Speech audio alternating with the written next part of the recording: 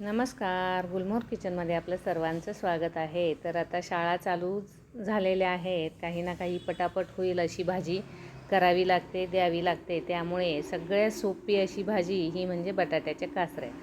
तर या काचऱ्या तुम्ही प्रवासातसुद्धा नेऊ शकता. 2 दिवस आरामात या काचऱ्या टिकू शकतात.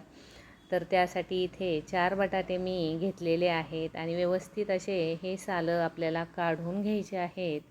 हे पहा, याप्रमाणे आता मी हे सालं काढून घेतलेली आहेत आणि त्यानंतर आता बटाटे आपल्याला स्वच्छ पाण्याने धुवून घ्यायचे आहे आणि एका ताटामध्ये परत आपल्याला पाणी घालून हे बटाटे कापून चिरून घ्यायचे आहेत. त्याच्या काचऱ्या या करून घ्यायच्या आहेत. आता या ज्या काचऱ्या आहेत ना, ह्या तुम्ही तुमच्या आवडीनुसार करू शकता.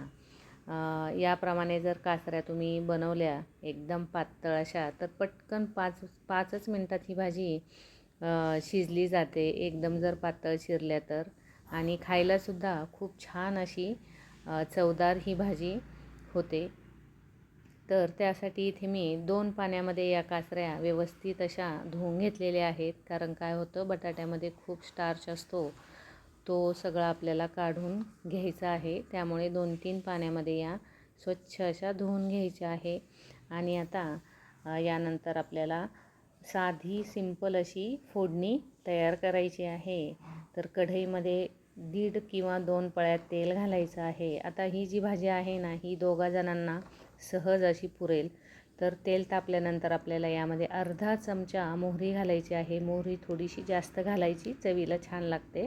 त्यानंतर जिरे घालायचे, गॅस बारीक करायचा, हळद घालायची आणि लगेच बटाट्याच्या काचऱ्या थोड्याशा घालायच्या आणि त्या काचऱ्यांवर आपल्याला आवडीनुसार लाल तिखट घालायचं आहे. फक्त लाल तिखट घाला, खूप छान अशी चविष्ट भाजी होते. त्यानंतर उरलेल्या काचऱ्या या बटाट्यावर या घालून घ्यायच्या आहे काचऱ्यांवर आणि त्यानंतर थोडंसं हिंग घालायचं. हिंग हे फोडणीतच घाला, माझ्याकडून चुकून राहिलं होतं. त्यानंतर आपल्याला घालायचं आहे मीठ. मीठ घातल्यानंतर व्यवस्थित अशा या काचऱ्या परतवून झाल्यानंतर त्यावर एक ताट ठेवायचं आहे. ताटावर आपल्याला अगदी 1च कप पाणी घालायचं आहे. अधूनमधून 1-2दा या काचऱ्या हलवून द्यायच्या आहे आणि हलवल्यानंतर आपल्याला ताटावरचं पाणी हे टाकून द्यायचं आहे आणि परत एक वाफ येऊन द्यायची आहे.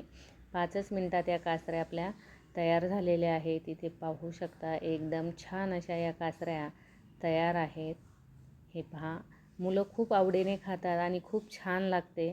हा व्हिडिओ तुम्हाला जर आवडला असेल तर लाईक, शेअर, कमेंट आणि सबस्क्राईब करायला मात्र विसरू नका.